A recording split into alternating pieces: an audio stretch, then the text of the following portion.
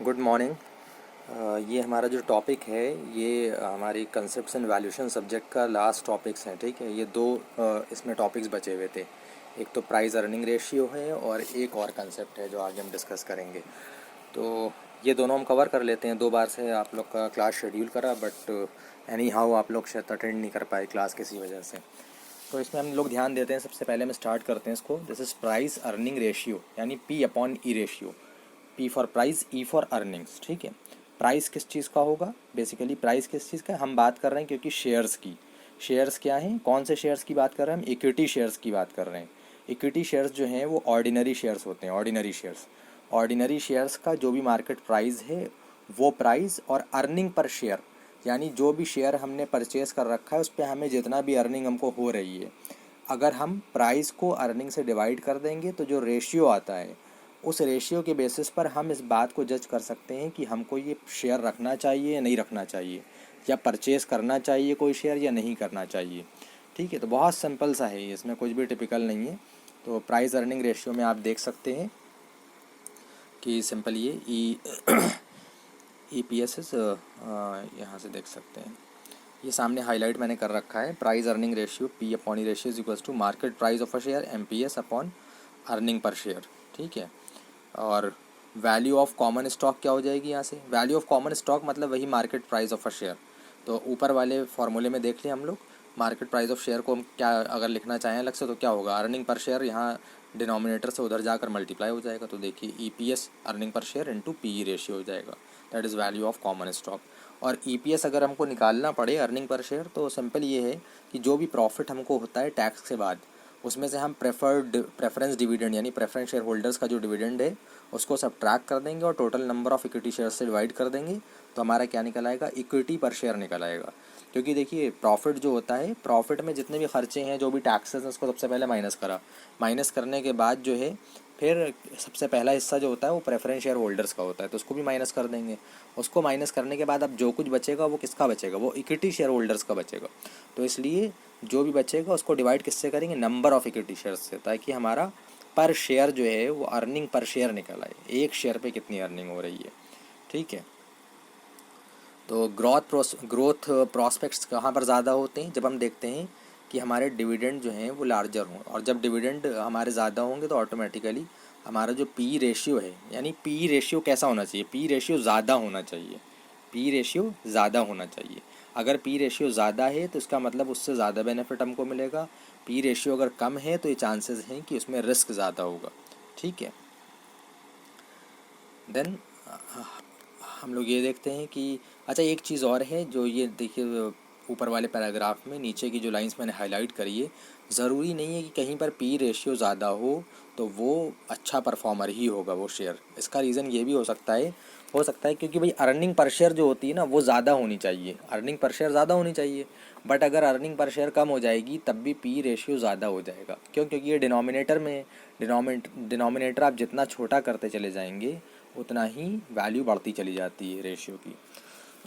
तो ओवरऑल हम लोग ये क्वेश्चन देख लेते हैं। इलस्ट्रेशन 18 सामने दिया हुआ है।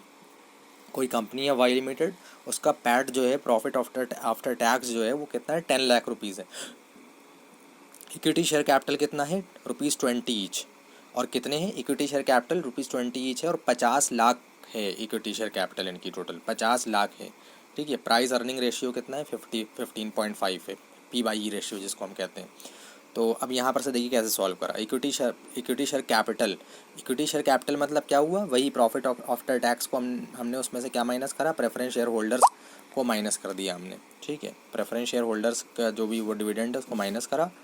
और तो प्रॉफिट आफ्टर टैक्स में से जब हम प्रेफरेंस शेयर होल्डर्स का डिविडेंड माइनस कर देंगे तो जो अमाउंट बचेगा that is called equity share capital, जो 50 लाख यहाँ पर दिया है। और प्राइस पर इक्विटी शेयर हमको कितना दिया है? 20 दिया हुआ है। ठीक है, तो सिंपल हम लोग 50 लाख को एक शेयर के प्राइस से डिवाइड कर देंगे तो नंबर ऑफ़ इक्विटी शेयर्स निकल आएंगे। तो नंबर ऑफ़ इक्विटी शेयर्स हम देख सकते हैं हमारे कितने निकल आए यहाँ। ये 2.5 लाख इक्विटी शेयर्स हमारे पास हैं। तो और प्रॉफिट आफ्टर टैक्स हमको 10 लाख दिया ही हुआ है। तो अर्निंग पर शेयर कितनी हो जाएगी? एक शेयर पे कितनी अर्निंग हो जाएगी? जो प्रॉफिट है उससे नंबर ऑफ़ शेयर्स को डिवाइड कर दिया है। प्रॉफिट हमारा कितना है? 10 लाख, और earning number of equity shares हमारे कितने हैं? 2.5 लाख हैं। तो 10 लाख में से 2.5 लाख से अगर 2.5 लाख से डिवाइड करेंगे 10 लाख को तो ₹4 आ जाएगा। तो EPS हमारा कितना आया, ₹4 आ गया। अब सिंपल फार्मूला यहाँ लगा देंगे, वैल्यू ऑफ कॉमन स्टॉक यानी मार्केट प्राइस ऑफ शेयर जिसको कह सकते हैं is equals to EPS into PE ratio, 4 into 15.5 that is 62। तो ये सिंपल क्वेश्चन है बिल्कुल, ठीक है, बहुत आसान सा है। इस फार्मूले को हम लोग पीछे वाले को याद रखें बस। सिंपल सा फार्मूला, पी रेशियो का जो है value of common stock upon EPS। Value of common stock को हम लोग कहते हैं मार्केट प्राइस ऑफ शेयर भी कैसे, तो उसमें कोई डाउट नहीं होना चाहिए, ठीक है। अर्निंग पर शेयर ही हो गई इसमें। यहाँ तक अगर कोई डाउट हो किसी को तो आप लोग पूछ लीजिएगा मुझसे ग्रुप पे। तो एक तो कंसेप्ट हमारा ये था पी रेशियो का, ठीक है। पी रेशियो हम लोग चेक करते हैं इसलिए कि हमें शेयर सेल करना चाहिए, ख़रीदना चाहिए, नहीं ख़रीदना चाहिए, ठीक है। ये मार्केट शेयर की वैल्यू हम इसकी मदद से निकाल सकते हैं। तो मार्केट वैल्यू देखिए इक्विटी शेयर की इन्होंने निकाल दी, 62 रुपीज़ आ रही है मार्केट वैल्यू उसकी इक्विटी शेयर की, ठीक है। नेक्स्ट जो हमारा कंसेप्ट है that is explicit resale price method. Explicit resale price method ये भी बहुत आसान है, कुछ नहीं है, दोनों कंसेप्ट बिल्कुल सीधे से हैं, ठीक है। इसमें बेसिकली क्या अजम्पशन है, क्या बिलीफ है, ये माना गया है कि शेयर होल्डर जो भी शेयर्स होते हैं उनको कुछ सालों के लिए तो अपने पास वो रखता है, उससे फ़ायदा उठाता है, कुछ सालों के बाद उसको सेल कर देता है। कुछ सालों तक शेयर होल्डर शेयर्स को रखता है अपने पास और उसके बाद उन शेयर्स को वो क्या करता है, सेल कर देता है। तो हमारे पास जो कैश फ्लो आएगा वो दो फॉर्म में आएगा, इससे ये चीज़ क्लियर हो गई। तो जब तक के रखता है एक तो वो शेयर्स, तो उसको उसके ऊपर क्या मिलता है, शेयर्स के ऊपर डिविडेंड मिलता है, ठीक है। तो एक तो कैश फ्लो वो हो जाएगा और दूसरी चीज़ जब वो सेल करेगा तो हमें जो शेयर को सेल करने पर जो भी उसका प्राइस मिलेगा वो हमें मिल जाएगा। तो ये दो अमाउंट की बात आएगी। इसमें कुछ अजम्पशंस दिए हुए, अजम्पशंस देख लें, 3 अजम्पशंस हैं। पहला अजम्पशन ये है कि EPS में जो है वो कांस्टेंट ग्रोथ रेट है। EPS मतलब अर्निंग पर शेयर अर्निंग जो हमारी वो धीरे धीरे कांस्टेंट ग्रोथ रेट से बढ़ती रहेगी। और डिविडेंड पे आउट रेशियो जो है वो कांस्टेंट रहेगा। डिविडेंड पे आउट रेशियो मतलब कंपनी ने जो डिविडेंड तय करा है कि इतना इतना % आपको मिलेगा, ठीक है। एक रेशियो तय करा होता है कि इतना इतना रेशियो, इस रेशियो में आपको अमाउंट मिलता रहेगा, तो वो कांस्टेंट रहेगा हमेशा, वो बदलेगा नहीं। Selling price of a share हम लोग किससे, पी रेशियो की मदद से निकाल सकते हैं, selling price of a share, ठीक है। अब ये फार्मूला देख लें, ये फार्मूला आपको याद करना पड़ेगा simple. P is equals to P for आपका जो है प्राइस ऑफ द शेयर हो जाएगा, I is equals to 1 to n capital E into DP bracket में 1 + G power I upon 1 + KE whole to the power I plus E into P 1 + G to the power whole to the power n 1 + KE whole to the power n, ठीक है। तो यहाँ पर हम देख सकते हैं कैपिटल E हमारा क्या है, EPS है, earning per share per year, ठीक है।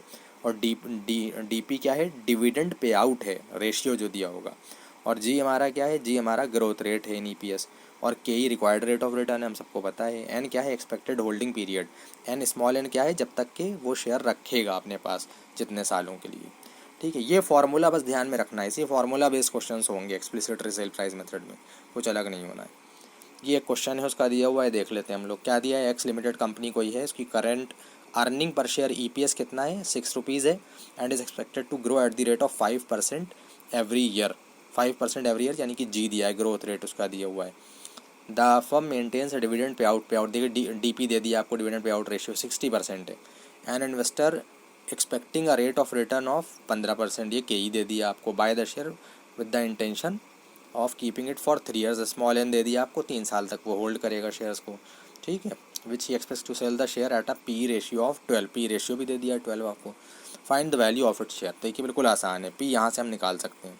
P is equals to simple formula लगाया, सारी वैल्यूज़ जो हमको पता है सारी पुट करते चले जाइए। ये वाली वैल्यूज़ हमारी, ये पुट करेंगे, सिंपल सॉल्व करेंगे, हमारी वैल्यू आ जाएगी 63.88। ये हमारी वैल्यू ऑफ द शेयर आ गई।